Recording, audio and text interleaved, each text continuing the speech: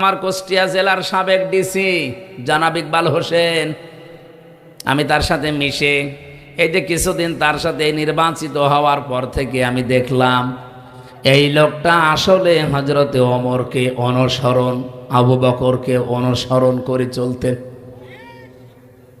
আমি দেখেছি এই লোকটা কোনো জায়গায় মিটিংয়ে গেলে যদি চেয়ার একটু ভিআইপি চেয়ার দেখে, সঙ্গে সঙ্গে কর্মকর্তাদেরকে বলে এই অপচয় কেন করলেন। এখানে তো অন্তত প্লাস্টিকের চেয়ার দিলেও আমরা অনুষ্ঠানটা 1-1.5 ঘন্টা করতে পারতাম, যেখানে 150 থেকে 200 টাকা দাম একটা চেয়ারের, সেই জায়গায় চেয়ার নিয়েছেন আপনি এক একটা 70,000 টাকা দিয়ে। এই প্লাস্টিকের চেয়ার কি 200-250 টাকা হবে না বলেন?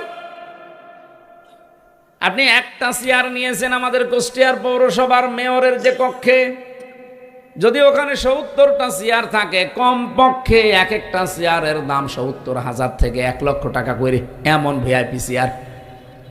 মানে আমার সাথে ওই দিন মিটিংয়ে বলছিল, মাওলানা এই কাজটা না করে যদি এই জায়গায় অন্তত চেয়ারগুলো নরমাল দিয়ে এই প্রতি চেয়ার থেকে টাকা বাঁচিয়ে জনগণের পেছনে খরচ করা যেত, দেশটা আরো আগে দাঁড়িয়ে যেত।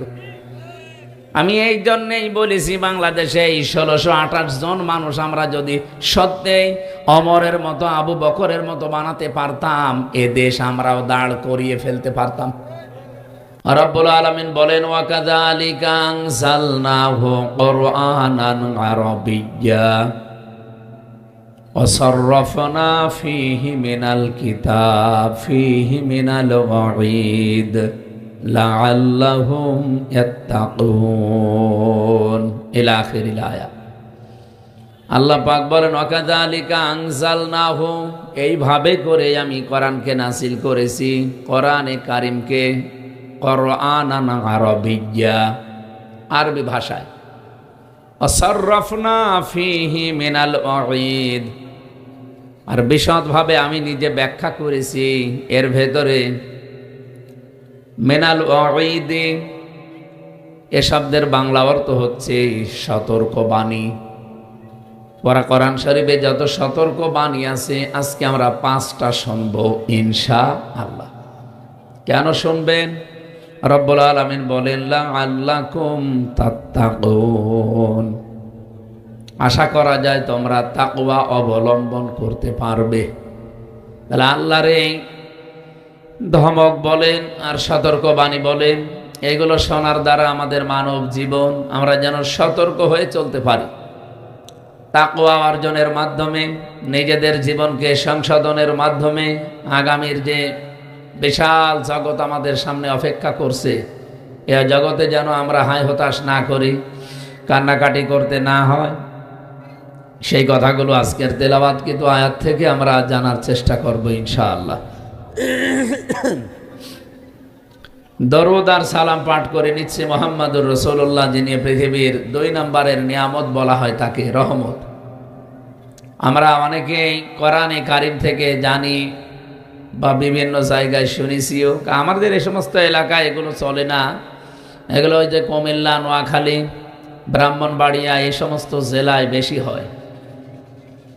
ওরা আয়াত পড়ে দলিল দেয়, ক্বাদ জাআকুম মিনাল্লাহি নূরুন ওয়া কিতাবুম মুবিন, অবশ্যই আল্লাহর পক্ষ থেকে এসেছে একটা কিতাব আর স্পষ্ট নূর।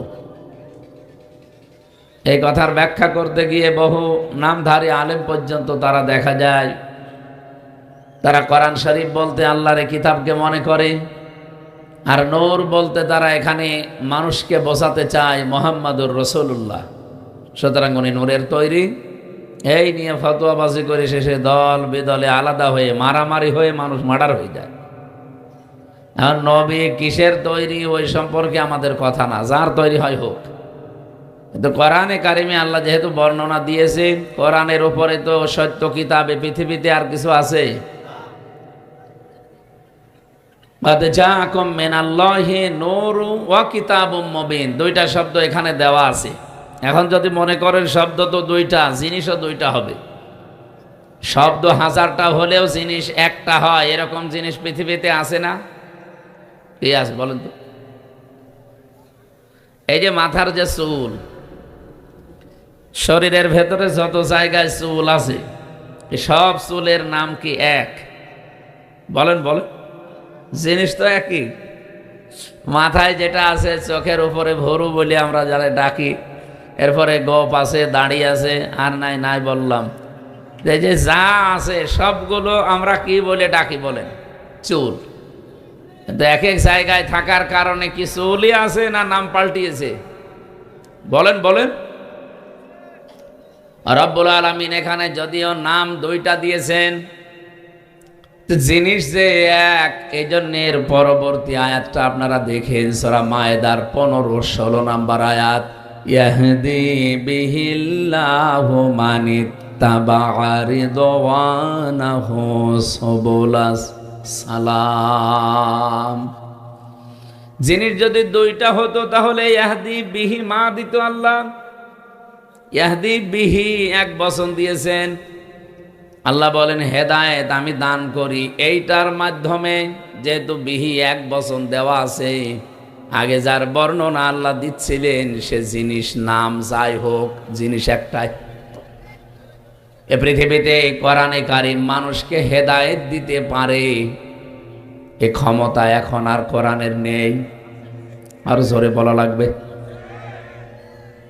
মানিত্তাবা'আল হুদা বিগাইরিল কোরআন আদাল্লাহুল্লাহ। তিরমিজি শরীফের হাদিস, নবীজি বলেন কোরআন বাদ দিয়ে যদি কোনো মানুষ কোনো জায়গায় ভালো হওয়ার নিয়তেও যায়, অন্য কিছু অনুসরণ করে, আমার আল্লাহ নিজে দায়িত্ব নিয়ে তারে খারাপ বানিয়ে দেয়। এ শব্দটার লোড কত টের পাচ্ছেন?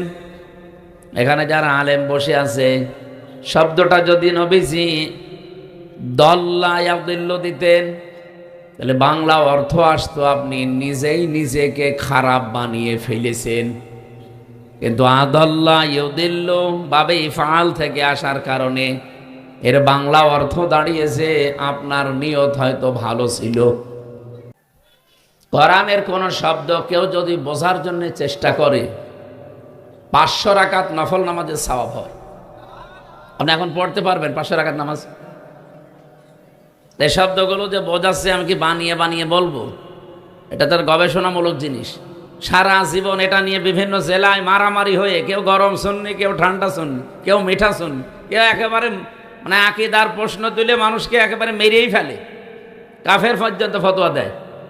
অথচ জিনিস কি আল্লাহ কোরআনে কারিমে যে ব্যাখ্যাগুলো দিয়েছেন, একটু ডিপলি চিন্তা করলে এটা নিরসন হয়ে যাওয়ার কথা। যারা আজ এগুলো নিয়ে গন্ডগোল করে, ফতোয়াবাজি করে, এবং কি নিরপরাধ মানুষের ওপরে একটা দোষ চাপিয়ে তাদেরকে সমাজের সামনে কালার করে দেয়, এই আয়াতগুলো না বোঝার কারণে।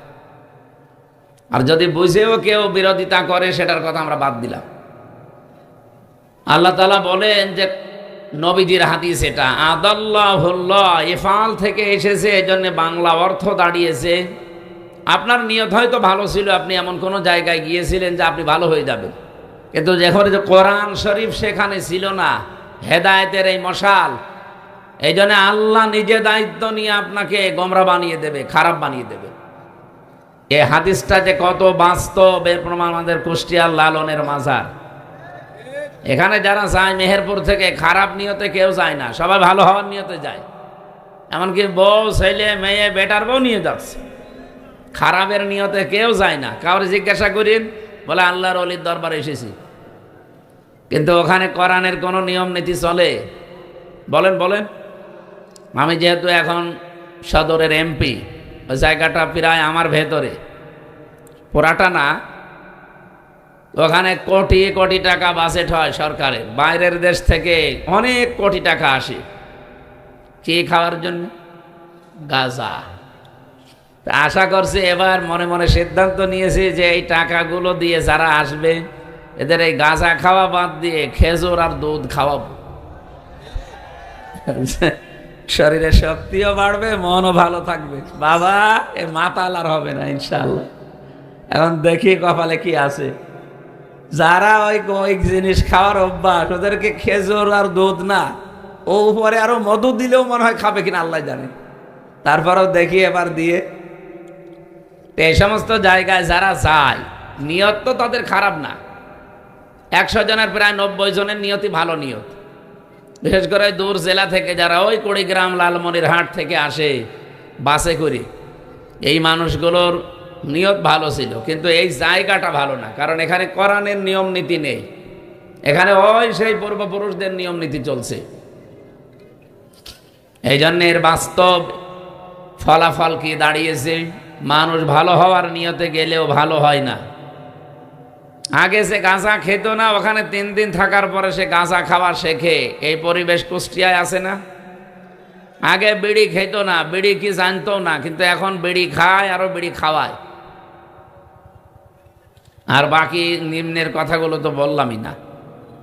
যে মানুষগুলো এই নিয়তে এসে খারাপ হয়ে গেল, এই দোষ কি আল্লাহর না ওর? বলেন বলেন। ও নিজে তো খারাপ হয়নি, ওকে খারাপ বানিয়েছে কে? আল্লাহ বলেন তুই ওখানে গেলি কেন? যেখানে কোরআন নেই, কোরআনের নিয়ম নীতি চলে না, তুই গেলি কেন? সুতরাং আমাদেরকে আজকে হাদিস থেকে সিদ্ধান্ত নিয়ে বাড়ি যাওয়া লাগবে। এটা গতানুগতিক অনুষ্ঠান না।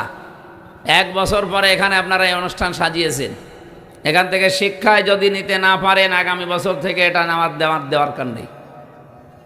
আমি এবার শিক্ষাটা বলতে পারি নাকি? এই কয়েকজন বললেন বলতে পারি, মানবেন তো ইনশাল্লাহ? যেহেতু কোরআন যেখানে নেই, ওই দরবারে গেলে আপনি খারাপ হয়ে যাচ্ছেন, তার বাস্তব প্রমাণ একটা বললাম। কোরআন যেখানে নেই, ওই দল যদি আপনার বাবাও তৈরি করে, ওই দলে আপনি থাকতে পারবেন না। আপনি যদি ভালো হওয়ার নিয়তেও থাকেন, আপনাকে খারাপ বানিয়ে দেবে কে? আরো জোরে বলেন। 73টা দল এই দেশে এখন, 49টা রাজনৈতিক দল নিবন্ধিত, বাকিটা বাদ দিলাম। বলেন তো, যেই দলে কোরআন নেই, কোরআনের কর্মসূচি নেই, আপনি যত ভালো মানুষ হন না কেন, যদি ওখানে ভালো হওয়ার নিয়তে থাকেন, আপনাকে যে কোনোভাবে খারাপ বানিয়ে দেবে কে? না আমির হামজা বানাবে না, তাহলে দল্লা শব্দ দিত, নিজে খারাপ হয়ে যেতে। আশা করছি কথা অর্থ আপনি বুঝে ফেলেছেন। এখন যদি কেউ না বোঝার ভান করে থাকেন, একটু হাত তোলেন দেখি। তোলেন তোলেন, কেউ নেই।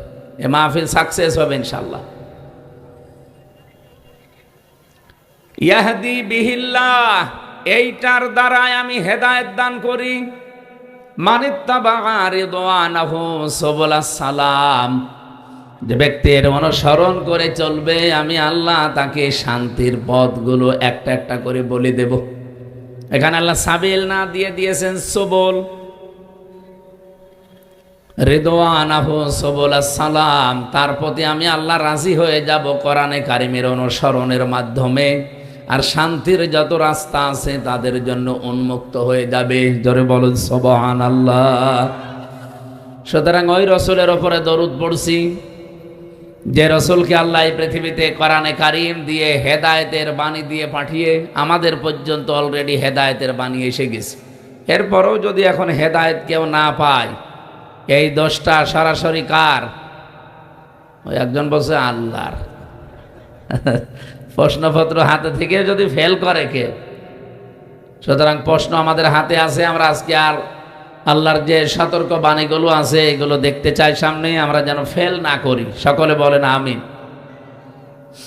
তেলাওয়াত করেছি সূরা ফাতির, একটা মাত্র আয়াত পড়েছি, এটা সম্ভবত 29 নম্বর আয়াত। আমার মাথার ভেতরে এই আয়াতের যে 3টা পয়েন্ট আছে, এত কথা সাজানো আছে কোরআনে কারিমের আয়াত দিয়ে, আমি আমার হায়াত শেষ হয়ে গেলে ওই আয়াত শেষ হবে না, এত কথা ব্যাখ্যায় লেখা আছে। আজকের আলোচনার বিষয়, আমি কোরআনে কারিম থেকে যে নোটগুলো করেছি তার অন্যতম হচ্ছে 5 প্রকার মানুষকে জান্নাত ডাকতে থাকবে। জোরে বলেন সুবহানাল্লাহ। পৃথিবীতে বহু প্রকার মানুষ আছে, মাত্র 5 প্রকার মানুষ দুনিয়াতে যারা আমরা এর ভেতরে আজকে যদি পড়ে যাই, এই মানুষগুলোকে কিয়ামতের দিন জান্নাত ডাকতে থাকবে।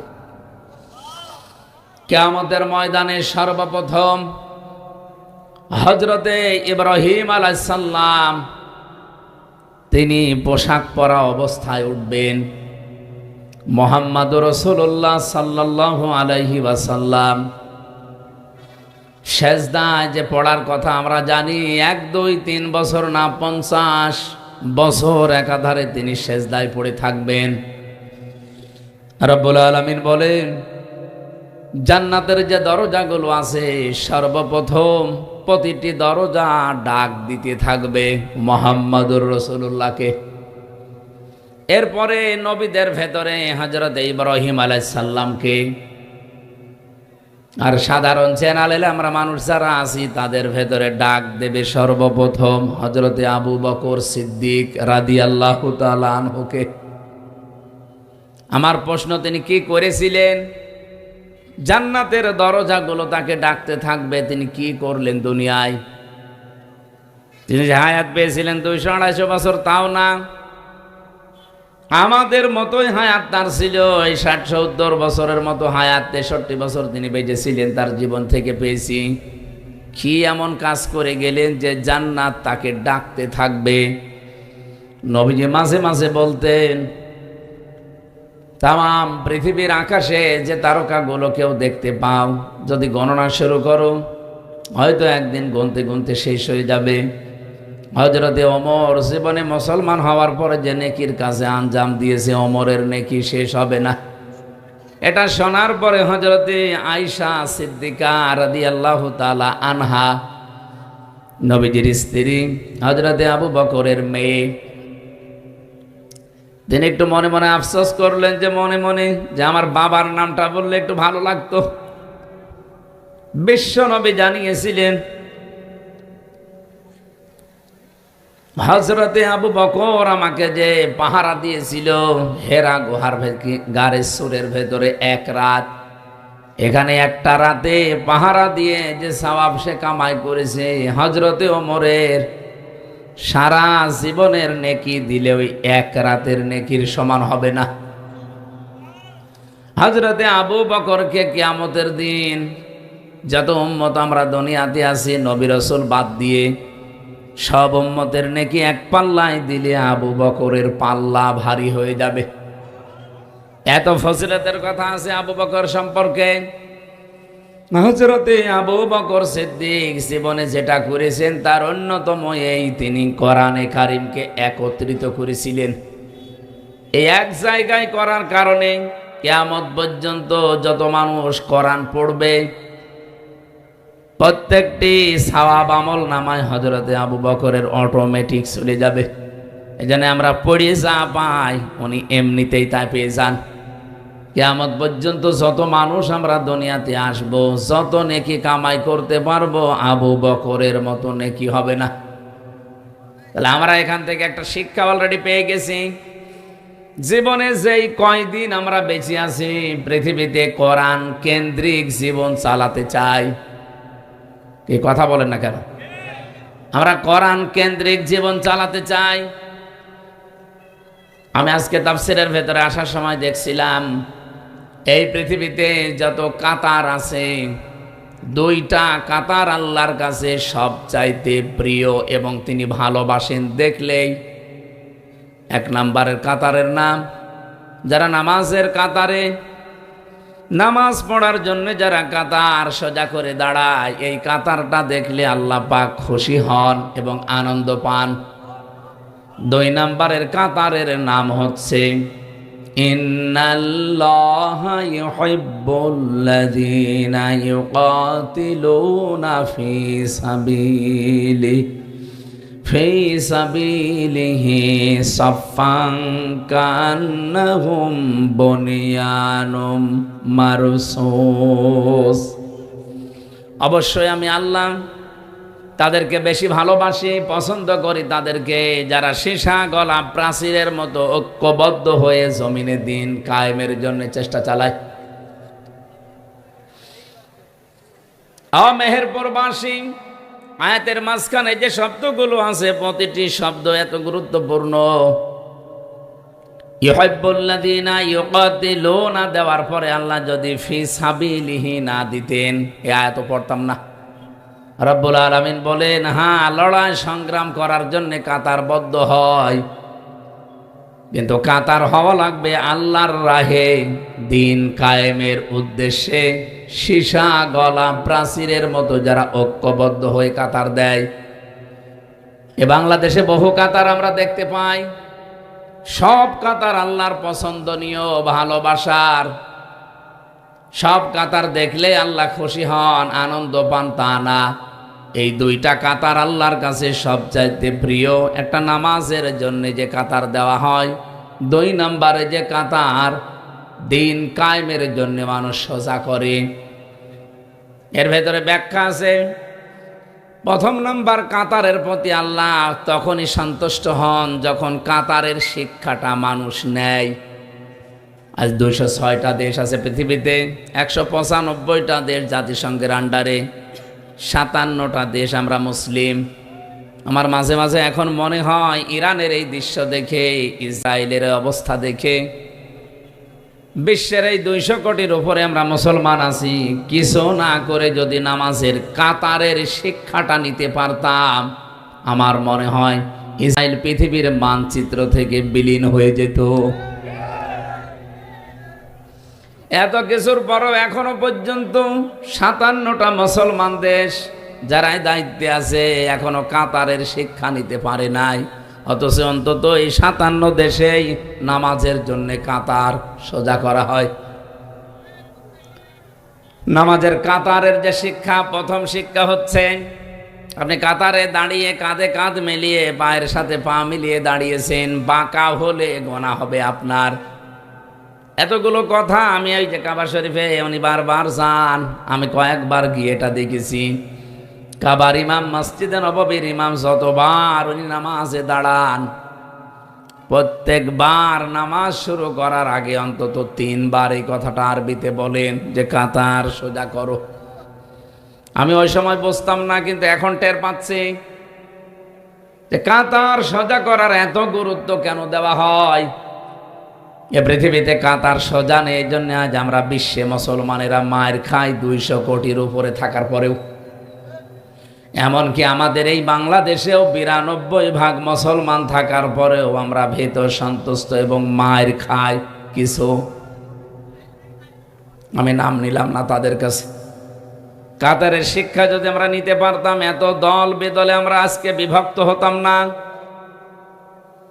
এই জন্য ওই কাতারটা আল্লাহর কাছে যেহেতু প্রিয়, নামাজের এই কাতার থেকে আমরা এই শিক্ষাটা পরিবারে, সমাজে এবং রাষ্ট্রে এবার নিয়ে যেতে চাই।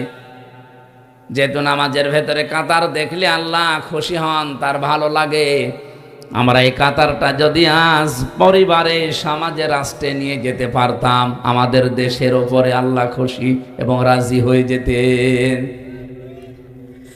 আজকে থেকে কাতারটা একটু নিয়ে যাওয়া যায় না বাইরে? আমার তো মাঝে মাঝে এখন চিন্তা হয়, কাতারের শিক্ষা যদি মসজিদ থেকে বের করে আজকে এই বাউট বাজারে এখানে আমরা নিয়ে যেতে পারি, এই বাউট বাজারে যতগুলো অবৈধ জিনিস আছে কালকেই বন্ধ হয়ে যাওয়ার কথা। আমরা দেখেছি বাউট বাজারে আপনি যান, 570 টাকা দেশি মুরগি ওরা কিনে নিয়ে আসে, সর্বোচ্চ 20 টাকার উপরে লাভ করা সরকারি নিয়ম নীতিতে নেই। তাহলে আপনি 590 টাকায় সর্বোচ্চ বিক্রি করতে পারবেন। কত? আপনি বাউট বাজারে যে দেখেন 570 থেকে 90 না 650 টাকা বিক্রি হচ্ছে। আমি সেদিন কুষ্টিয়াতে ম্যাজিস্ট্রেট নিয়ে রেট দিয়ে এটা দেখলাম। এটা যদি কেউ ধরা পড়ে তার 1 বছর জেল হবে, 1 লাখ টাকা জরিমানা হবে। নামাজে যেভাবে কাতার সোজা করেছিলেন আল্লাহর একটা বিধান মানার জন্যে, এখানে আল্লাহর একটা বিধান মানা হবে, সেটার নাম সেজদা। নাম কি? আরো জোরে বলেন। এই সেজদার বিধান মানতে গিয়ে কত রকমের নিয়ম নীতি বানানো হয়। প্রতিদিন 5 ওয়াক্ত নামাজে আজান দেওয়া হয়, এর আলাদা মুয়াজ্জিন আছে, খতিব আছে, ইমাম আছে, খাদেম আছে। এই মসজিদটা পরিষ্কার করার জন্য, রক্ষণাবেক্ষণের জন্য এলাকার মানুষেরা দায়িত্বশীল আছে।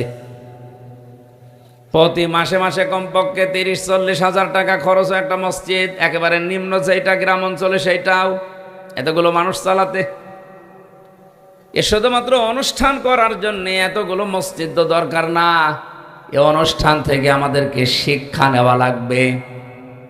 যদি সত্যি আমরা নিয়ে যেতে পারতাম, বাজারের এই অনিয়ম আমরা নামাজের কাতারের মানুষগুলো সোজা করে ফেলতাম। কিন্তু নামাজের কাতার পর্যন্ত শেষ, বাউট বাজারে পর্যন্ত যেতে পারবেন না। তো এ কাতার দেখে তো আল্লাহর ভালো লাগবে না, এ কাতার দেখে আল্লাহ খুশি হবে না, কারণ কাতারের যে প্রথম শিক্ষাটা এটাই আমরা নিতে পারলাম না। একটা বিধান পালন করতে যদি এত তীরের মতো সোজা হওয়া লাগে, আল্লাহর এরকম বিধান এখনো পর্যন্ত আছে 499টা। কোরআনে আল্লাহ 500 বিধান দিয়েছেন, আপনি তো একটা বিধান পালন করার জন্য এত পাগল। এই 499টা বিধান আপনি পালন করবেন কবে?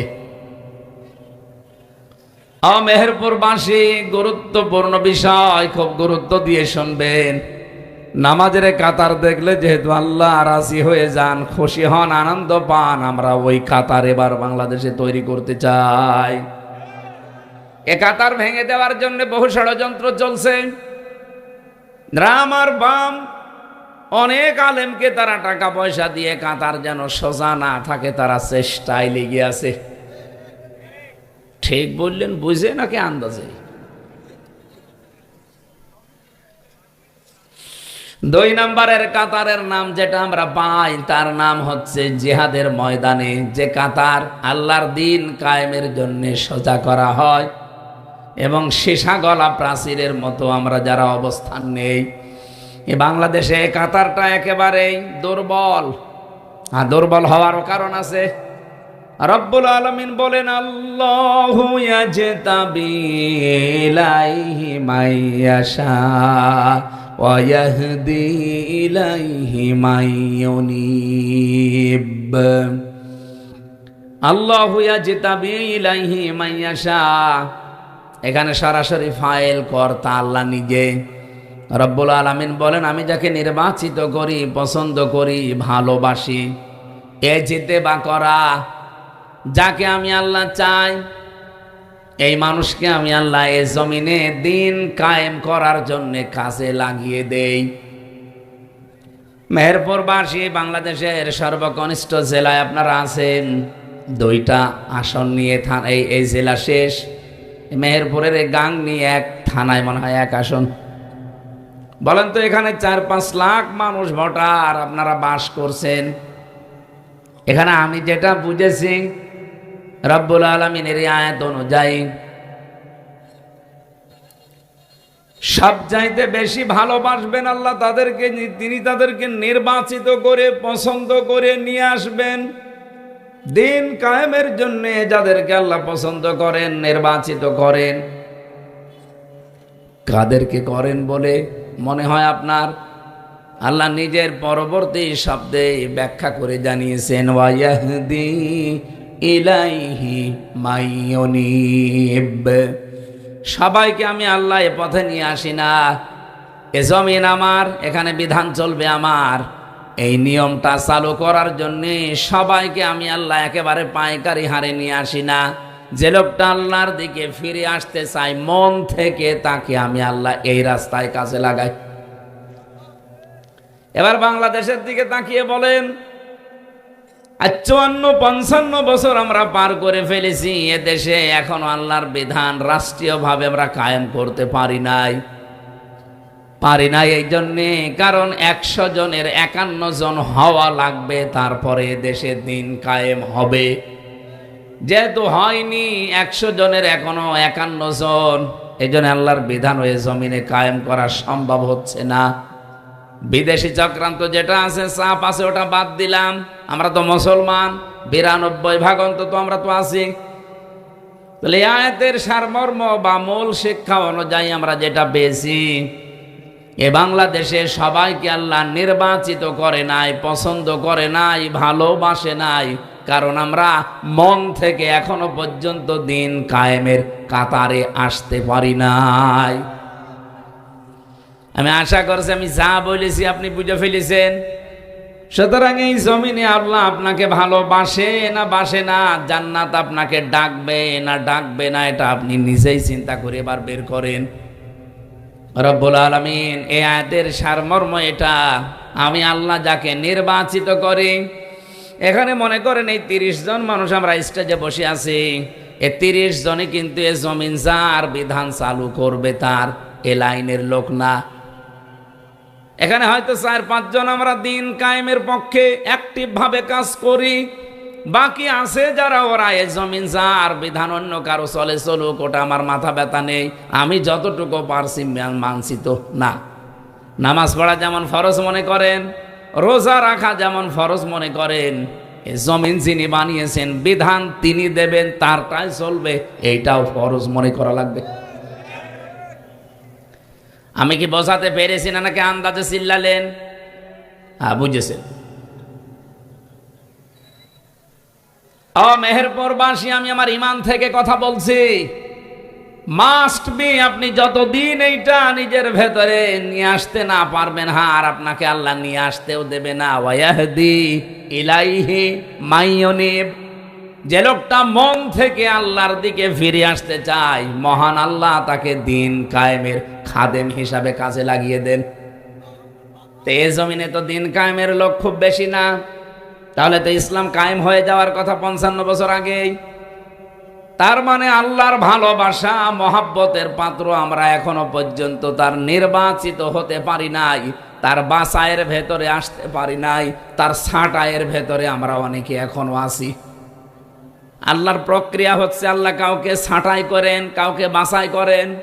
এখন আপনি কি আল্লাহর বাছাইয়ের ভেতরে নির্বাচিত মানুষদের ভেতরে আছেন, নাকি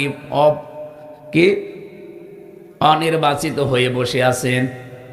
আমার তো মনে হচ্ছে আমরা এখানে যত মানুষ আছি সবাই আল্লাহর নির্বাচিত বান্দা বান্দির ভেতরে নেই, অধিকাংশ আছি অনির্বাচিত এবং অপছন্দনীয় বান্দা বান্দির ভেতরে।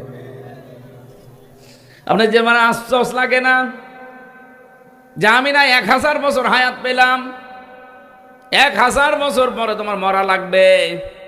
আমি সেই কয়দিনই হায়াত পেয়েছিলাম, এই হায়াতের ভেতরে আমার কয়দিন মন থেকে চেষ্টা ছিল যে জমিন যার এখানে বিধান আমি চালাতে চাই, তার কয়দিন ছিল আপনার মনে? সাহাবায়ে কেরাম যা অমর হয়ে আছেন, ওনারা কি বেশি দিন হায়াত পেয়ে অমর হয়েছেন? ওনারা 200 বছর 500 বছর বেঁচে ছিলেন তা না, আমাদের মতো এই 50, 60, 70 বছর বাঁচতেন। কিন্তু এখন ওই 1500 বছর পরে তাদের নাম শুনলে রাদিয়াল্লাহু তাআলা আনহু আনহা বলা লাগে, এমনি খেলা করার জন্য না, তারা মন থেকে দিন কায়েমের জন্য আল্লাহর দিকে ফিরে এসেছিলেন। আমি সহ আপনারা সবাই যেন উদ্বুদ্ধ হতে পারি, সবাই বলেন আমিন। মেহেরপুরবাসী, পাশের জেলায় বাড়ি, এই জন্য অনেক মায়া নিয়ে কথা বলছি আপনাদেরকে। ফিরে আসেন। আপনি বেঁচে থাকা অবস্থায় যদি আল্লাহর দিন কায়েমের চেষ্টা না করেন, তো আপনি বেঁচে থাকা আর কুকুর বেঁচে থাকা সমান। এটা একটু বেশি হয়ে গেল না? বেশি হয়নি, এটাই ঠিক আছে। আমি 1000 বছর হায়াত পেয়ে বেঁচে থেকে খাবার খেয়ে সন্তানাদি জন্ম দিয়ে বিশাল এলাকার মালিক হয়ে 1000 বছরই ক্ষমতার চেয়ারে থেকে করব কি? আমাকে তো আল্লাহ একটা উদ্দেশ্য নিয়ে জমিনে পাঠিয়েছিলেন। সে উদ্দেশ্যটাই এইটা যে জমিন আমার, এখানে বিধান চালাতে হবে আমার। আমি এখন এটা পারি নাই। 54 বছর চলছে মানুষের নিয়ম নীতি, আমিও শান্তিতে নেই, আমার এলাকাও শান্তিতে নেই। আফগানিস্তানে ছিলাম, আমি দেখেছি এখানে যে মানুষগুলো আল্লাহর বিধানটা কায়েম করে মনে হচ্ছে যে তারা জান্নাতের ভেতরে আছে। আপনি মেহেরপুরের ইসলামী ব্যাংক থেকে 20 লাখ টাকা নিয়ে এই বাউট পর্যন্ত খালি হাতে আসতে পারবেন? আসতে বলেন। আসতে হয়তো পারবেন, মনের ভেতরে কত রকমের চিন্তা আসবে আপনার। কোন জায়গায় হয়তো ছিনতাইকারী আছে, ডাকাত আছে, এমনকি পথের ভেতরে যদি ধরে টাকা দিতে না চান মেরেও ফেলতে পারে। নাকি বেশি বলে ফেললাম? আমি নিজের চোখে দেখা আফগানিস্তানে আল্লাহর বান্দা 20 লক্ষ মনে করেন বাংলাদেশের টাকা এরকম পলিথিনের ভেতরে নিয়েছে। 3 কিলোমিটার দূরে তার বাড়ি ব্যাংক থেকে। লোকটা গাড়ি পায়নি, এই জন্য হেঁটে যাচ্ছে, টাকা তুলে মনে হচ্ছে বাজার নিয়ে যাচ্ছে সব টাকা। মনের ভেতরে তার কোনো চিন্তা নেই, কোনো ভয় নেই, একটাই মাত্র ভয় আছে যে আমার আল্লাহ দেখতেছে। বলেন সুবহানাল্লাহ। আমরা এইটা চাই ভাই। আমাদের 56,000 বর্গ মাইল যেদিন এরকম হবে তখন আমাদেরও অভাব থাকবে না। আজ তেলের জন্য কেন হাহাকার করা লাগবে? এদেশের তো সম্পদের অভাব নেই। ডক্টর ইউনূস বিদায় নেওয়ার সময় 6 মাসের খাদ্য এবং এদেশ চালানোর জন্য যে সরঞ্জাম লাগে উনি রেখে গেলেন। কি এমন হয়ে গেল 1.5 মাসের ভেতরে হাহাকার লেগে গেল? দায়িত্বে যারা আছেন খুব ভালো করে এটা যেহেতু রেকর্ড হচ্ছে, আর কালকে সংসদ আরম্ভ হচ্ছে, আমার ফলোর আসতেও পারে, কথা বলবো ঠিক এই ধাঁচেই। আশা করব আমরা আগামীর বাংলাদেশে যেন গজব হয়ে না দাঁড়ায়। এই 1628 জন মানুষ আমরা দায়িত্বে আছি এই দেশের। এখন আমি এই ছোট্ট মাথা দিয়ে চিন্তা করে দেখেছি, এই 1628 জন মানুষ যদি সত্যি আমরা হযরতে ওমরের মতো মন তৈরি করতে পারি, হযরতে আবু বকরের মতো মন তৈরি করতে পারি, আল্লাহর কসম এই বাংলাদেশ বিশ্বের বুকে 5 বছর লাগবে না, 2 বছরে দাঁড়িয়ে যাবে। হযরত আবু বকরের সন্তান আব্দুল্লাহ, উনি এসে বলছিলেন, মা আমি পায়েস খেতে চাই। সিদ্দিক আকবর তার স্ত্রী স্বামীকে এসে বললেন, স্বামী তুমি তো দেশের দায়িত্বে আছো, প্রধানমন্ত্রী, এখন ছেলে পায়েস খেতে চায় কিন্তু ঘরে সেই পরিমাণ আটা বা চাউল নেই। এক কাজ করো, এ মাস তো শেষ হতে এখনো কয়দিন বাকি আছে, বাইতুল মালে দিনই দায়িত্বে আছে, খাজানসি তারে বলো যে আগামী মাসের বেতন যেন দিয়ে দেয়। এ বেতনটা পেলে হয়তো ওই টাকা দিয়ে আমি এখনই রান্না করে দিতে পারতাম। উনি বললেন ঠিক আছে, আমি দেখি, চেষ্টা করি। অর্থমন্ত্রী বলা হয়, বাইতুল মালে যিনি দায়িত্বে আছে ডাক দিয়ে বললেন, আমারে আগামী মাসের অগ্রিম বেতন দিয়ে দেন। বাইতুল মালে যিনি আছেন উনি ডাক দিয়ে বলে, খলিফাতুল মুসলিমিন, আপনি আগামী মাস 1 মাস বেঁচে থাকবেন, সেই গ্যারান্টি আপনারে কে দিয়েছে? আগামী 1টা মাস আপনাকে জনগণ ক্ষমতার চেয়ারে রাখবে, এ গ্যারান্টি আপনারে কে দিল? আপনি তো আজ আছেন, কাল নেই, আর মরণ আপনার এখন। এই যে কথা বলেন এখনই চলে আসতে পারে, আপনি কার উপরে ভরসা করে 1 মাসের অগ্রিম বেতন চান? অর্থমন্ত্রীর কথা শোনার পরে বলছে, আমার দরকার নেই। বাড়িতে গেলেন, স্ত্রীকে বললেন, না হবে না, যে অবস্থা, কথা শুনে আসলাম, আমার দ্বারা সম্ভব না, এই আমাকে জানিয়েছে বাইতুল মাল থেকে। স্ত্রী যেহেতু বিচক্ষণ ছিলেন, বুদ্ধিমতী ছিলেন, ডাক দিয়ে বললেন, স্বামী ঠিক আছে, আপনার কিছু করা লাগবে না। 7 দিন পরে মাস শেষ, বেতন পেলেন, রাষ্ট্রের পক্ষ থেকে যে ভাতা দেওয়া হয় এই টাকাটা পেলেন। আমার যেমন ভাতা প্রতি মাসে মাসে 55,000 টাকা আমার সংসার চালানোর জন্য সরকার দেয়। তো বলেন তো, ওনারে টাকা দেওয়ার পরে স্ত্রী যেহেতু 1 মাস এই টাকা দিয়ে সংসার চালাবে, প্রতিদিন যে খরচটা হয় ওই খরচের পরে 1 মুষ্টি করে চাউল তুলে তুলে রাখে। 15 দিন তুলতে তুলতে প্রায় 2 কেজি হয়ে গেছে। এই চাউলটা পাশের বাড়িতে বিক্রি করে ওই টাকা দিয়ে পায়েস বানিয়ে সন্তানকে দিয়েছি, আর স্বামীকে বলে আসেন। উনি খাবার খাওয়ার পরে মিষ্টি মুখ করবে, এটা খাবার সময় বলছে স্ত্রী, আমি তো এই পরিমাণে টাকা অন্তত তোমার হাতে দেইনি, পায়েস পেলি কোথায়? স্ত্রী বলে, স্বামী আমার, আমি কোনো জায়গা থেকে অবৈধভাবে নিয়ে আসি নাই, আপনার দেওয়া টাকা থেকে আমি জমিয়ে জমিয়ে 2 কেজি মতো চাল বাঁচিয়েছি, এটা পাশের বাড়িতে বিক্রি করে সেই টাকা দিয়ে পায়েস বানানো, আপনি খান। আমার মনে হয় এর চাইতে আল্লাহর বন্ধু, আল্লাহর ওলি আর তো বলার অপেক্ষা রাখে না। স্বামী তো খুশি হয়ে যাওয়ার কথা যে কি বউ পেয়েছি আমি। খাবারটা সামনের দিকে ঠেলে দিলেন স্ত্রী, রাখো এটা, চলে গেলেন 1 দৌড় দিয়ে বাইতুল মালে।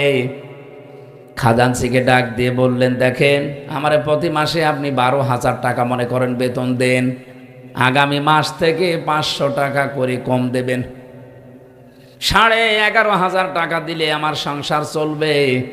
কারণ আমি আজকে 1 মাস চিন্তা করে দেখলাম যে আমার 11,500 টাকা হলেও সংসার চলে, বাকি 500 টাকা থাকলে আমার মনে হয় রাষ্ট্রের জনগণের কাছে লাগবে। আমি এই কথাটা শুধু সুবহানাল্লাহ আলহামদুলিল্লাহ বলার জন্য বলি নাই, বাস্তব অভিজ্ঞতা। আমার কুষ্টিয়া জেলার সাবেক ডিসি জনাব ইকবাল হোসেন, আমি তার সাথে মিশে এই যে কিছুদিন তার সাথে নির্বাচিত হওয়ার পর থেকে আমি দেখলাম এই লোকটা আসলে হযরতে ওমরকে অনুসরণ, আবু বকরকে অনুসরণ করে চলতেন। আমি দেখেছি এই লোকটা কোনো জায়গায় মিটিংয়ে গেলে যদি চেয়ার একটু ভিআইপি চেয়ার দেখে, সঙ্গে সঙ্গে কর্মকর্তাদেরকে বলে এই অপচয় কেন করলেন। এখানে তো অন্তত প্লাস্টিকের চেয়ার দিলেও আমরা অনুষ্ঠানটা 1-1.5 ঘন্টা করতে পারতাম, যেখানে 150 থেকে 200 টাকা দাম একটা চেয়ারের, সেই জায়গায় চেয়ার নিয়েছেন আপনি এক একটা 70,000 টাকা দিয়ে। এই প্লাস্টিকের চেয়ার কি 200-250 টাকা হবে না বলেন? আপনি একটা চেয়ার নিয়েছেন আমাদের কুষ্টিয়ার পৌরসভার মেয়রের যে কক্ষে, যদি ওখানে 70টা চেয়ার থাকে, কমপক্ষে এক একটা চেয়ারের দাম 70,000 থেকে 1 লক্ষ টাকা করে, এমন ভিআইপি চেয়ার। মানে আমার সাথে ওই দিন মিটিংয়ে বলছিল, মাওলানা এই কাজটা না করে যদি এই জায়গায় অন্তত চেয়ারগুলো নরমাল দিয়ে এই প্রতি চেয়ার থেকে টাকা বাঁচিয়ে জনগণের পেছনে খরচ করা যেত, দেশটা আরো আগে দাঁড়িয়ে যেত। আমি এই জন্যেই বলেছি, বাংলাদেশে এই 1628 জন মানুষ আমরা যদি সত্যিই ওমরের মতো, আবু বকরের মতো বানাতে পারতাম, এ দেশ আমরাও দাঁড় করিয়ে ফেলতে পারতাম। আমরা তো এমনি টার্গেট নিয়ে গিয়ে যাচ্ছিলাম না এই সমস্ত কারণে। তারপরেও দেখতে পাচ্ছি বিরোধী দলের আমরা 77 জন যা হাতে নিয়েছি, যা করছি, সরকারি দলের লোকজনও এইটা করতে গিয়ে এখন ওদের মনের ভেতরে আমাদের ওপরে রাগ, নিজেও খায় না, খাইতেও দেয় না। কারণ আমরা বলেছি সরকারি কোনো ট্যাক্স ফ্রি গাড়ি আমরা নেব না, কোনো ফ্ল্যাট নেব না, ফ্ল্যাট নেব না, সরকারি যে সুবিধা ওটা আমার দরকার নেই। ওরা চিন্তা করছে বিরোধী দলে থেকে যদি না নেয়, তা আমরা সরকারি দলে থেকে নিলে আমরা জবাব দেব কি। ওরাও ঘোষণা দিয়েছে আমরা নেব না। তো সবাই তো আর আল্লাহর ওলি না। ওদের 213 জনের ভেতরে যদি কয়েকজন বাদ দিয়ে আর 209 জন আছে, এই 209 জনের ভেতরে অলরেডি 3 ভাগ হয়ে গেছে। 1 ভাগ বলছে নেব, আর একবার বলছে নেব না, আর মাঝখানের বলছে আল্লাহ যা করে। এরা মুসিবতে আছে। মেহেরপুরবাসী, আমি বড় আফসোস নিয়ে বলছি, এই 1628 জন মানুষ, আমি মনে মনে প্রথম দিন শপথ নেওয়ার পরে ভেবেছিলাম যে আমরা এই 77 জন মিলে একেবারে তীরের মতো সোজা করে রাখতে পারবো, কিন্তু দেখছি যে না, বাস্তবতা অত সহজ না। ওনাদের ভেতরে এখন কেউ ভারত প্রেমী, কেউ আমেরিকা প্রেমী, দেশপ্রেমী মানুষ খুবই কম। যাদেরকে চেয়েছিলাম ওই মানুষগুলোকে দায়িত্বই দেয়নি। এমন এমন মানুষ দায়িত্ব পেয়েছে, দেশের প্রতি যে আয়াত পড়ে সূরা নাহালের 91 নাম্বার আয়াত পড়ে কসম করলো, শপথ নিল, সে আয়াতের একটা কথাও এখন তারা দুনিয়ার ফেরে বেপড়ে আর মানতে চায় না। মেহেরপুরবাসী, আমি যে কথা তুলেছিলাম, রব্বুল আলামিন কোরআনে কারিমে পুরা কোরআন শরীফ পড়ে আমি এই সাবজেক্টটা বানিয়েছি। রব্বুল আলামিন 5 প্রকার মানুষকে জান্নাত ডাকতে থাকবে, তার ভেতরে অন্যতম প্রকার যারা দিন কায়েমের জন্য সীসা গলা প্রাচীরের মতো ঐক্যবদ্ধ হয়। আপনি আজকে থেকে যদি সত্যি এই লাইনে আসতে পারেন, আপনাকে জীবনেও আমি ওয়াজ করে নিয়ে আসতে পারবো না। আপনি মন থেকে যদি ফিরে আসতে চান, আল্লাহ পাক কোটি কোটি বান্দা বান্দি থেকে আপনাকে নির্বাচিত করবেন। জোরে বলেন সুবহানাল্লাহ। আর একটা সুসংবাদ আছে আয়াতে, ওয়াজাহিদু ফিল্লাহি হাক্কা জিহাদিহি ওয়াজতাবাকুম ওয়া মা জাআলা আলাইকুম ফিদ্দীনি মিন হারাজ মিল্লাতা আবিকুম ইব্রাহিমা হুয়া সাম্মাকুমুল মুসলিমিন। বলেন আমিন। সূরা হজের ভেতরে এসেছে, তোমরা চেষ্টা চালাবা, প্রচেষ্টা করবা, জিহাদ করবা, জিহাদ করার মতো সংগ্রাম করবা, করার মতো। ওয়াজাহিদু ফিল্লাহি হাক্কা জিহাদি হুয়া জিতাবাকুম। তিনি সে আল্লাহ যিনি তোমাদেরকে নির্বাচিত করেছেন। কোটি কোটি মানুষ এই বাংলাদেশে, 18 কোটির উপরে, সবাইকে আল্লাহ এই সীসা গলা প্রাচীরের মতো দিন কায়েমের জন্য, আল্লাহর বিধান কায়েমের জন্য এই মন দেয়নি। যাদেরকে দিয়েছে এদের ওপর যদি কোনো বিপদ আপদ আসে, এই বিপদ আমার আল্লাহ নিজে বলেন আমি দূর করে দেব, থাকতে দেব না। কথা বুঝেছেন আপনারা? এজন্য আমরা যারা সত্যি মন থেকে জমিন যার বিধান চালাবো তার, আমাদের পদ্ধতিতে ভুল থাকতে পারে, কিন্তু ইখলাস যদি আমাদের থাকে, মন থেকে যদি আমরা কাজ করতে পারি, আল্লাহর কসম বিপদ আপদ ষড়যন্ত্র আসবে আমরাও জানি। আমি জেলখানায় 3 বছর একটা দোয়া বেশি বেশি পড়েছি, আল্লাহুম্মা ইন্না নাজআলুকা ফি নুহুরিহিম ওয়া নাউযু বিকা মিন শুরুরিহিম। হে আল্লাহ, তোমার পথে চলতে গিয়ে যে বাধা বিপত্তিগুলো আসে, এগুলো হয়তো আমি কন্ট্রোল করতে পারবো না, আমি মোকাবেলা করাও সম্ভব না। এই যত ষড়যন্ত্র আছে, যত দুর্বিসন্ধি হচ্ছে, সব কিছুর মোকাবেলায় আল্লাহ তোমাকে আমি রাখলাম। জোরে বলেন আমিন। আজ আমাদের এই ছোট্ট বাংলাদেশ নিয়ে যে ষড়যন্ত্র চলছে, এর মোকাবেলায় আমরা কাকে রাখবো বলেন তো? কারণ আমাদের তো সেই ক্ষমতা, সেই শক্তি এখনো হয়ে ওঠেনি। কারণ শয়তানের দলে লোক বেশি থাকে। সবচাইতে বড় বিষয়, আমাদের প্রতিবেশী নামে যারা কলঙ্ক, এটা রেকর্ড হচ্ছে, আমি জানি তারা আমাকে শত্রু ভাববে, ভাবুক। এই পৃথিবীতে যত দেশ আমি ঘুরলাম, প্রত্যেকটা দেশের পাশে মুসলমান দেশ কম বেশি পেলাম, এমনকি খ্রিস্টান দেশ, বৌদ্ধ দেশ, তারাও যদি থাকে তারা বন্ধুত্বের মতো আচরণ করে। আপনি মালয়েশিয়া যান, মালয়েশিয়া আর সিঙ্গাপুরের বর্ডার মাত্র একটা ছোট্ট খাল, অথচ কোনো তার কাটা নেই। পাসপোর্ট দেখাবেন, খাল পার করে আপনাকে ঢুকিয়ে দেবে, যান। পাশে থাইল্যান্ড, ওখানে বৌদ্ধরা বেশি বাস করে, কোনো তার কাটা নেই, বিশাল এলাকা, শুধু আপনি যাবেন, পাসপোর্ট দেখিয়ে শেষ করে দেবে, আবার বের হয়ে চলে আসবেন। কিন্তু আমরা এমন একটা প্রতিবেশী পেয়েছি, তার কাটা দিয়ে তো ঘেরা আছে, মাঝে মাঝেই তার কাটায় মানুষ ঝুলিয়ে রাখে। এ দেশটা না দাঁড়ানোর পেছনে কারণই আমাদের এই প্রতিবেশীরা। এই যে মুক্তিযোদ্ধা রাজাকার, এই যে দ্বন্দ্ব লাগিয়ে রেখেছে আজ 55 বছরে দাদা বাবুরা, আমরা যেন মাজা খাড়া করে দাঁড়াতে না পারি। এর ভেতরে প্রায় 8টা পয়েন্ট আছে। ওরা আমাদেরকে এই 55 বছর এটা ভুলতে দেয়নি। এ রাজাকার মুক্তিযোদ্ধা, আমার মনে হয় এখানে আমরা যারা আছি 100 জনের খুব বেশি হলেও 10 জন পাওয়া যাবে ওই জামানার, বাকি আমরা তো সবই এই জামানার। তে আমাদের কাছে ওই পুরাতন গল্প বলে এখন আমাদের ভেতরে ডিভাইডেড করে আপনি কি হাসিল করতে চান? পরবর্তী প্রজন্মের ভেতরে এই বিষ বাষ্প যারা ভেতরে ঢুকিয়ে জাতিকে বিভক্ত করে ফায়দা লুটতে চান, তারা দেশেরও শত্রু, মানবতারও শত্রু। কিছু কিছু মানুষকে ওরা এমনিতে এগুলো দিয়ে চালায়, আমি নাম নিলাম না, তাদের নাম নিতেও ঘৃণা করে। তাও একটা বলে ফেলি, আম তারেক, একটা টাটকা নির্ভেজাল শয়তান। মুক্তিযোদ্ধা বলেন, 71 সাল বলেন, ও দেখেনি, আমিও দেখিনি, আমিও ইতিহাস পড়া, ও ইতিহাস পড়েছে, ওর এত চুলকানি কোত্থেকে আসে? আমার তো মনে হয় মাঝে মাঝে ওর মাথা থেকে পা পর্যন্ত শুধু বিসমিল্লাহ বলে পিটানো দরকার।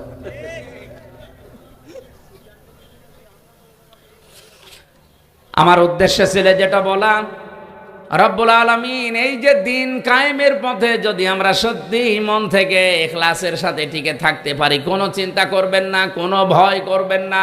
যত বিপদ আপদে আসবে, যত ষড়যন্ত্র আসবে, কোনো বিপদ আল্লাহ স্থায়ী হতে দেবে না, এগুলো সব দূর করে দেবে কে? এই ভরসা আল্লাহর উপরে আমাদের নেই। আরো জোরে বলেন আছে কিনা?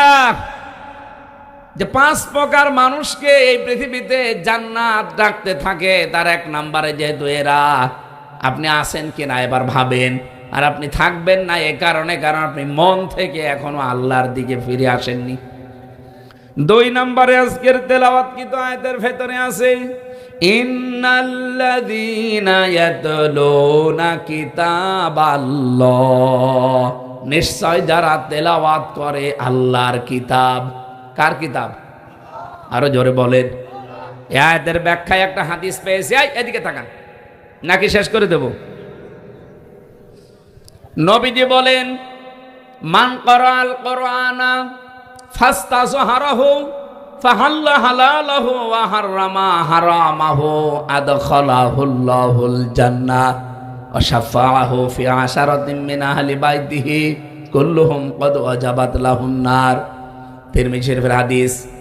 আল্লাহর নবী বলেন, যে ব্যক্তি কোরআন শরীফ পড়ে, আরে কোরআনে কারিম পড়ার পর এর হালাল বিষয়গুলো হালাল জানার পরে মেনে নেয়, হারাম বিষয়গুলো হারাম জানার পরে ছেড়ে দেয়। বলতে যত সহজ মনে হইলো আমার কাছে, শুনতে যত সহজ মনে হচ্ছে আপনার কাছে, বলেন তো এটা মেনে চলা অত সহজ? আরো জোরে বলেন। শব্দের দিকে খেয়াল করে পড়েছেন কোনদিন হাদিসটা শুনেছেন? মান ক্বারাআল কুরআনা, যে ব্যক্তি কোরআন পড়ে। এখানে আমার মনে হয় 100 জনের কমপক্ষে 70 জন মানুষ কোরআন শরীফ এদিক ওদিকে পড়তে পারবেন। কথা বলছে না কেন? ফাহাল্লা হালালাহু ওয়া হাররামা হারামাহু, এর হালালকে হালাল জানার পরে যারা মেনে নেয়।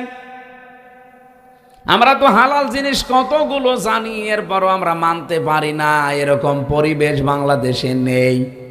আমি তাই বাউট বাজারের উদাহরণটা দিলাম। আপনি হালাল কিছু জানার পরও মানতে পারবেন না, সিন্ডিকেট করে এমন ভাবে রেখে দিয়েছে আপনি না খেয়ে মুরগি। কোন দোকানে যাবেন, সবগুলো দোকানদারেরা সিন্ডিকেট করে রেখে দিয়েছে। এদের উপরে যারা আছে তাদেরও সিন্ডিকেট আছে, এদের উপরে যারা আছে তাদেরও সিন্ডিকেট আছে। আমি কি বেশি বললাম না? ঠিক আছে। তার মানে এদেশে আমি হালালকে হালাল জানার পরও আজ মানতে পারছি না। প্রত্যেকটা দিক আর বিভাগের সিস্টেম বাংলাদেশে এইটাই। মেহেরপুর জেলার ডিসি, এসপি, টিওনো, এখানকার যিনি ওসি আছে, এই মানুষগুলো যদি চিন্তা করে যে আমি ভালো হয়ে থাকতে চাই, আমি জীবনেও 2 নাম্বারই করব না, চেষ্টা করলেও তারা পারছে না। কারণ এমন এমন সিস্টেম বানানো আছে উপরে। এই মেহেরপুর জেলার ডিসি হয়ে আসতে হলে তারে কমপক্ষে 20 কোটি টাকা দিয়ে আসা লাগে। এসপি হয়ে আসতে হলে তারে 50 লাখ টাকা দিয়ে আসা লাগে। টিনো হয়ে আসতে হলে তারে কমপক্ষে 20 লাখ টাকা দিয়ে আসা লাগে। ওসি হয়ে আসতে হলে 20 লাখের কমে সে আসতে পারে না গাংনী থানায়। এখন জোরে তারে আমি এভাবে ধরে কোরআন শরীফের আয়াত পড়ি, ফু দেই আর দোয়া করি যে ঘুষ খাবেন না। ও আমারে বলবে, মাওলানা এই চেয়ারটা পাওয়ার জন্য আমার বাবার 50 লাখ টাকা দেওয়া লেগেছে, ওই টাকা আগে দেন। এই কথা বলছে না কেন? আমি তার কি জবাব দেব বলেন তো? এখন এই টাকাগুলো যিনি উপরে দিল, এ দোষ তো আর ওনার না। উনি তো ভালো হওয়ার চেষ্টাই করবেন। ওনার বেতন মনে করেন 55,000 টাকা। এই টাকা দিয়েই সে চলার মতো সিস্টেম করবে, কিন্তু ওই টাকা তুলতে হলে তাকে বাম হাতের ইনকাম করা লাগবে। কুষ্টিয়াতে আমি মাদকে হাত দিয়েছিলাম। এটা আবার ছেড়ে দিয়েন না যে হুজুর মদ খায়।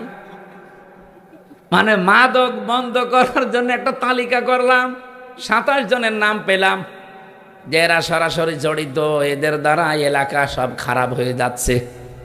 প্রশাসনকে বললাম যে এই তালিকা একেবারে নির্ভরযোগ্য, আপনারা আরো খোঁজ খবর নেন, ভালো করে খোঁজ খবর নিয়ে আপনারা দেখবেন যদি সত্যি এগুলো অপরাধী হয়ে থাকে আপনারা আইনের আওতায় নিয়ে আসেন।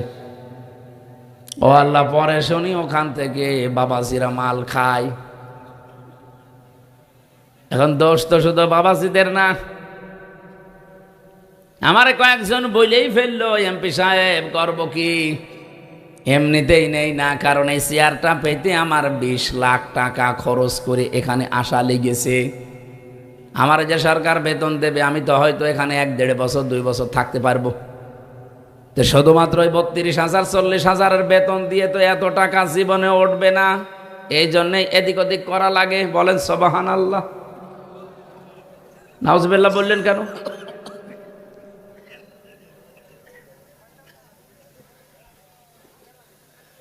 যাদের তালিকা করে দিলাম তারা এই রাত 10টা 11টা 12টায় আমার বাড়িতে নিস্তালায় এসে বলে, মাওলানা হুজুর মানুষ এমপি হয়েছেন, অসুবিধা নেই, আমাদের নামে তালিকা দেন। আমাদের কাছে তো বাবাজির আগে জিনিস নিয়ে যায়, তালিকা যতই দেবেন ধরবে না।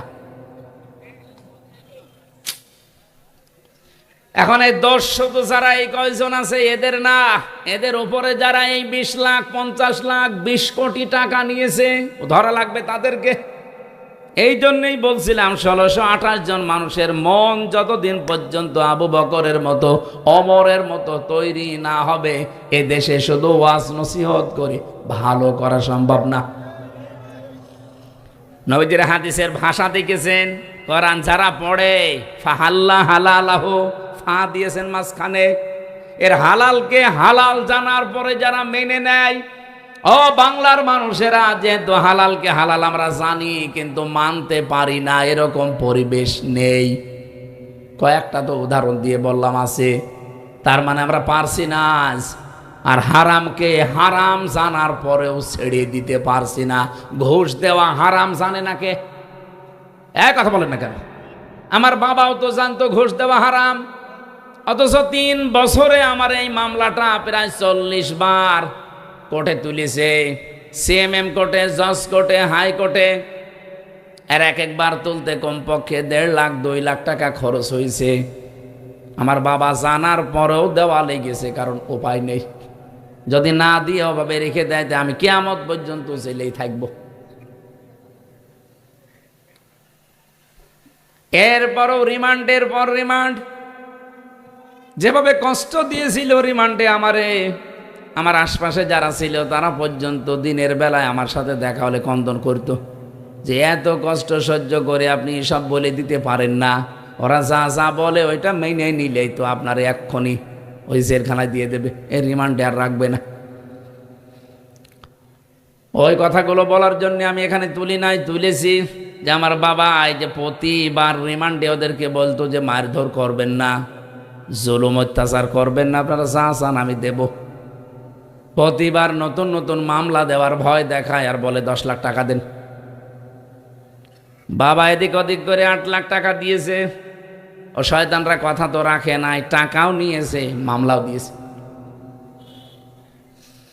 আগস্টের 5 তারিখের পরে সব পালিয়েছে। আমি এখনো পর্যন্ত আমার মামলার আয়ু ওই মিজান করে খুঁজতেছি, পাচ্ছি না। একদিন মোবাইলে একটু কথা হয়েছিল, আমারে বলছে হুজুর মাফ করে দিয়েন। কে? বলছে আমি আপনার মামলার আয়ু মাফ করে দেব, টাকা ফেরত দেন। টাকাটা ফেরত দিয়ে দেন, মাফ করে দেব। টাকা ফেরত দেবেন না মাফ চান মানে? শুধু আমার কাছ থেকে নেননি, আকিস গ্রুপে চাকরি করতাম, সেখানেও 32 লাখ নিয়েছে। একটা বৈধ গাড়ি তারা দিয়েছিল চলার জন্য, গাড়িটা আটক করে এমন ভাবে পেঁচিয়ে মামলা দিয়েছে, গাড়ির দাম 1,25 লাখ, 1 কোটি টাকা লেগেছে গাড়ি শুধু ছাড়াতে। কি জুলুম করেছিল বলেন তো? এই যে আমরা জানা শোনার পরও তো বাধ্য হয়েছি এগুলো দিতে, নাই তো আমাদের জীবন একেবারে শেষ করে দেবে। এই হাদিসটার বর্ণমানি ছিল, আপনি কোরআন পড়েন, হালালকে হালাল জানার পরে মেনে নেন, হারামকে হারাম জানার পরে ছেড়ে দেন। যেহেতু আমরা একটাও মানতে পারছি না, হাদিসের 3টা পয়েন্ট চলে গেল।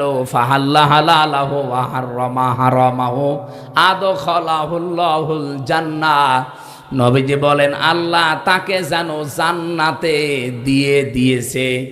সুবহানাল্লাহ বলতে পারেন না? আল্লাহ তাকে জান্নাতে দেবে এ কথা এখানে নেই। আদখলা ইদখিলু এটা বর্তমান, ভবিষ্যৎ তার না না এটা মাজি মাজি অতীতের শব্দ। আদখলা ইদখিলু এটা অতীতের শব্দ। নবীজি বলেন যদি সত্যি কোনো এলাকায় কোনো দেশে কোরআন মানুষেরা পড়ে আর এর হালালকে হালাল জেনে মানতে পারে, হারামকে হারাম জানার পরে ছেড়ে দিতে পারে, এমন পরিবেশ আল্লাহ তৈরি করে দেবে মনে হবে যেন ওটা জান্নাত হয়ে গেছে। আদখালাহুল্লাহুল জান্নাহ, আল্লাহ তাকে জান্নাতে প্রবেশ করিয়ে দিয়েছে।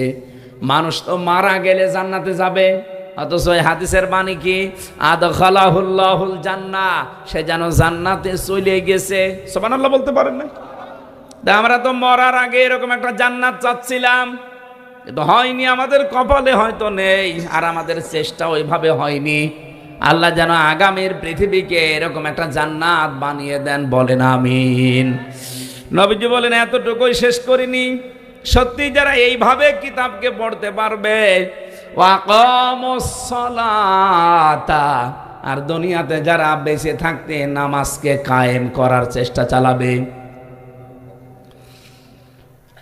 ও মেহেরপুরবাসী, আমরা অনেকে আছি এখানে শুধু নামাজ পড়েই শেষ করে দেই, কিন্তু নামাজ তো শুধু পড়ার জন্য আল্লাহ দেয়নি, শুধু এক জায়গায় দিয়েছেন যে নামাজ পড়ো। এই পৃথিবীতে নামাজকে দাঁড় করাতে হবে রাষ্ট্রীয়ভাবে, সামাজিকভাবে, পারিবারিকভাবে, ব্যক্তিগতভাবে নামাজ যেন দাঁড়িয়ে যায়। আজ বাংলাদেশে যে হইচইগুলো চলছে বিভিন্ন জায়গায় যে নিয়োগ দেওয়ার জন্যে, যদি মুসলমানের এই দেশে এই নিয়মটা আমরা করে দিতে পারতাম রাষ্ট্রীয়ভাবে, যে নামাজ কায়েম যারা করবে তারাই বিভিন্ন জায়গায় চাকরিতে পদায়ন হবে, আমার মনে হয় বেনামাজি মানুষকে কেউ ঝাড়ু দাঁড়ু নিত না। রাষ্ট্রীয়ভাবে নামাজের কায়েমের সিস্টেম হয়ে গেলে এই দেশে বেনামাজির জন্য ওয়াজও করা লাগতো না। এজন্য আমরা সর্বাত্মক চেষ্টা চালাচ্ছি যে তোমরা ৭৭ জন মনে হয় পারবো না, কারণ একটা বিল পাস হতে হলে ১৫১ জন লাগবে। বাকি যারা আছে ওরা যদি একটু সাই না দেয় তো আমরা শুধু ওই চিল্লা পাল্লা করেও কিছু হবে না। দোয়া করছি এই অবস্থায় আল্লাহ যেন ওই মানুষগুলোর মনও অন্তত এই দেশে ইসলামের পক্ষে কাজ করার মতো তৈরি করে দেন, বলেন আমিন। বলেন তো নামাজ যদি কায়েম হয়ে যায় সবার ভালো না খারাপ? তখন এই নামাজের জন্য ওয়াজ দেওয়া লাগবে, আপনি বাধ্য হবেন। আর নামাজের সিস্টেম চালু হয়ে গেলে তখন চুরি, এই যে অশ্লীলতা, বেহায়াপনা, পরিবারে যাওয়া শান্তি, পরকীয়া প্রেম, এটা বন্ধ হবে। আজ হাজারো পরিবারে, আমি তো প্রতিদিন, কালকেও একটা বিচার করলাম, লোকটার 2টা বউ, বড় বউকে একটু বেশি দেখাশোনা করে, ছোটটারে নিয়ে ঝামেলায় আছে। ওর মনের ভেতরে প্রশ্ন কি, জিজ্ঞাসা করলাম কি সমস্যা কি, উনি আমারে বলছে এই যে কোরআনের যে নিয়ম নীতি আছে, ইনি একজন আলেম মানুষ, এটা মানে না, ওনারে ভালো করে বুঝিয়ে দেন। ও আল্লাহ, ভালো করে কোরআন হাদিস পড়ে হাত ধরে বুঝিয়ে দিলাম, কানে পড়ে বাড়ি নিয়ে গেল। বউ যাওয়ার পরে শুনলাম বউকে পিটিয়ে আজমারা করিস। শেষে বউ আবার 999-এ কল দিয়েছে, দিয়ে পুলিশ ডেকে হুজুরকে ধরিয়ে দিয়েছে। এটা হতো না যদি নামাজ সত্যি আমরা কায়েম করতে পারতাম এই দেশে, নামাজের শিক্ষাগুলো তখন আমাদের সামনে আসতো। মেহেরপুরবাসী, বহু পরিবারে আমরা দেখতে পাচ্ছি পরকীয়া প্রেমের কারণে স্বামী আর স্ত্রী 2টা সংসার, বাচ্চাগুলো জাহান্নামের মাঝখানে পড়ে থাকে। একটা রোগ, এই রোগের একটা ঔষধ আছে। যারা এখানে আছেন যে বিয়ের পরে 1-1.5 মাস, 2 মাস, 5 মাস নিজের বউ ভালো লাগে, এরপরে 2 বছর 3 বছর পরে আর নিজের বউ ভালো লাগে না, অন্যের বউ দেখলে কেমন যেন ভালো লাগে, এরকম মানুষ নেই?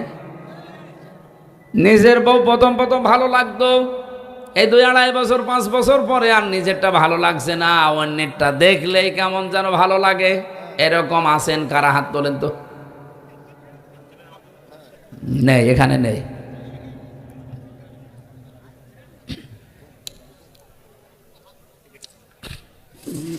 আমার ভাইরা না, কথাগুলো একটু ভালো করে শোনেন। এটা যেহেতু রোগ, এই রোগের কারণে আজ হাজারো পরিবার ধ্বংস হয়ে যাচ্ছে, ছেলে মেয়েগুলো সব মানে সেই কি আর বলবো।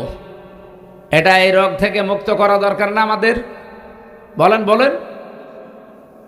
কোরআনে কারিমে আল্লাহ ঔষধ দিয়েছেন আমাদের জন্য, যারা এই রোগে রোগী আছেন। قل للمؤمنين يغضوا من أبصارهم ويحفظوا فروجهم ذلك أزكى لهم।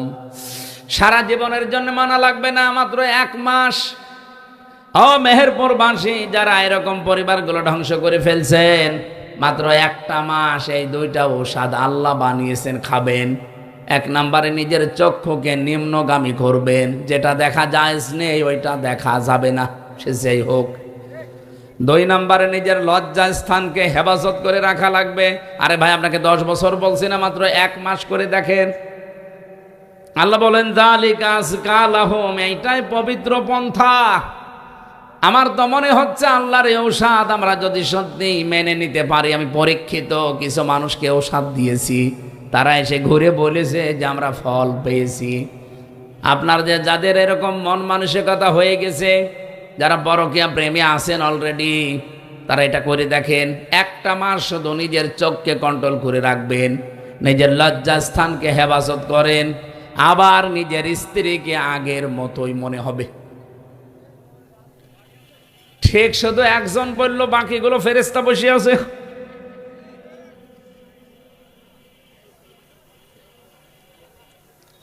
নামাজ আমাদের দেশে কায়েম থাকলে এই পারিবারিক জীবনের যে অবক্ষয়, এটা বন্ধ হয়ে যেত, আমরা বন্ধ করতে পারতাম। ওয়ানফাকু মিম্মা রাযাকনাহুম সিররা ওয়া আলানিয়া, তোমরা খরচ করবে তোমাদের মালকে, সম্পদকে, রিজিককে, প্রকাশ্যে এবং গোপনে। এখানে যে রিজিকের শব্দ দেওয়া আছে, রিজিক মানে শুধু খাবার না। ওসি সাহেব যে চেয়ারে বসে আছে ওইটাও রিজিক। আমি এমপি যে চেয়ারে বসে আছি আমার কুষ্টিয়া, এইটাও আমার রিজিক। যত মানুষ অসহায় অবস্থায় আসবে, এই চেয়ারটার যে ক্ষমতা এই দেশে সরকার দিয়েছে, এটাকে কাজে লাগিয়ে মানুষের বিপদ আপদ দূর করার সর্বাত্মক চেষ্টা করা, এটার নাম রিজিক। আল্লাহ বলেন, এ খরচ করার জন্য যদি প্রকাশ্যে গোপনে মানুষ চেষ্টা চালায়, ইয়ারজুনা তিজারাতান লান তাবুর, এ মানুষগুলো আশা করতে পারে এমন একটা ব্যবসার, যেই ব্যবসা করলে কোনো ক্ষতি নেই, কোনো লস নেই। জোরে বলেন সুবহানাল্লাহ। 3 নম্বরে পেয়েছি এই পৃথিবীতে ন্যায় বিচার যারা কায়েম করতে পারে, এই মানুষগুলোকে জান্নাত কিয়ামতের দিন ডাকতে থাকবে। 4 নম্বরে পেয়েছি যারা যৌবনে আল্লাহর ইবাদত বন্দেগী করে, এই মানুষগুলোকে কিয়ামতে জান্নাত ডাকতে থাকবে। 5 নম্বরে দুনিয়ার জীবনে যারা অন্যের উপরে দোষ না দিয়ে নিজের উপরে দোষ চাপিয়ে নেয়, তাদেরকে ডাকতে থাকবে। সারা বাংলাদেশে এই গোনাটা এত বেশি, মেহেরপুরেও আছে। নিজে অন্যায় করে, আর এই অন্যায়টা একটা নিরপরাধ মানুষের উপরে, নিরপরাধ দলের উপরে, নিরপরাধ গোষ্ঠীর উপরে চাপিয়ে তাদেরকে কালার করে দেয়, এমন মানুষ নেই? আরো জোরে বলেন। এটা মেয়েদের ভেতরে একটু বেশি। এটা আর একটা কয়েকটা অর্থ আছে, এর তহমত বলে, বহতান বলে, এই যে চকলখড়ি বলে, এর কথা ওর কাছে লাগানো, ওর কথা ওর কাছে লাগিয়ে সম্পর্ক নষ্ট করে দেয়। এটা এত মারাত্মক অপরাধ আল্লাহর কাছে। যে এলাকায়, যেই দেশে এই অপরাধটা ব্যাপক আকার ধারণ করে, আল্লাহ পাক বলেন আমি আস্তে আস্তে ওখান থেকে আমার রহমতের দরজা বন্ধ করে দেই। সুতরাং আপনাদের উচিত, আমি যেহেতু হেদায়েতমূলক কথা বলছি, এবার এই গণাটা যারা করছেন, এই চকলখড়ি করা, তালাতালি করা, এটা বন্ধ করেন, নয়তো এলাকায় বসবাসের অযোগ্য হয়ে আমরা কিন্তু পড়ব। মুসা আলাইহিস সালামের জামানায় একবার বৃষ্টি বন্ধ ছিল অনেক দিন। চাটিয়াল ময়দানে সবাইকে নিয়ে দোয়া করলেন, আল্লাহ বৃষ্টি দাও। 3 বার দোয়া করার পরে বৃষ্টি হয় না। মুসা নবী তো রাগী নবী, রেগে গেছে। ডাক দিয়ে বলে, রব্বুল আলামিন, এগুলো নয় আমার উম্মত, আমার মায়া লাগে, কিন্তু তোমার তো বান্দা, তোমার মায়া লাগে না। আল্লাহ বলেন, মায়া লাগে, কিন্তু বৃষ্টি দেব না। উনি বলছেন না দেওয়া লাগবে। আল্লাহ বলছেন দিতে পারি, কিন্তু তুমি যাদের নিয়ে মোনাজাত করছিলে এর ভেতরে একজন নামিমা তালাতালি করা মহিলা আছে, এর কথা ওর কাছে লাগায়, খালি সম্পর্ক নষ্ট করে দেয়। এই মহিলাকে নিয়ে যদি দোয়া করো তুমি, নবীর দোয়াও কবুল হবে না। মুসা নবী বলছে আল্লাহ তুমি শুধু নাম বলো, দেখো কি করি। ওরে ঘাট ধরে বের করে দেয়। আল্লাহ বলছেন না আমি নিজেই নাম ধরতে কথা বলে পছন্দ করি না, আর এখন আমি নাম ধরলে তুমি সবার ভেতরে অপমান করবা।